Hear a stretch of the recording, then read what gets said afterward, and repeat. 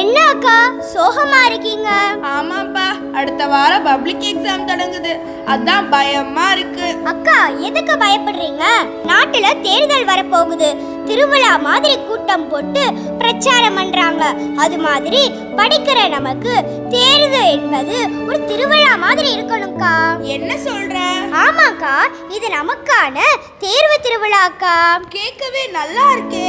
தேர்வுகள் தான்க்கா நம்ம வாழ்க்கைய அடுத்த கட்டத்துக்கு கொண்டு போகும். உண்மைதான்ப்பா, நான் ரொம்ப சந்தோஷமா தேர்வு எழுத போறேன். வாழ்த்துக்கள் அக்கா.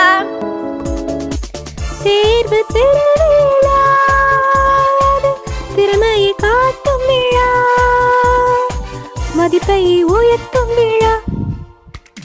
தேர்வு நம்மை சோதிக்க அல்ல, அது சாதிக்கவே நம்மை உயர்த்தும்.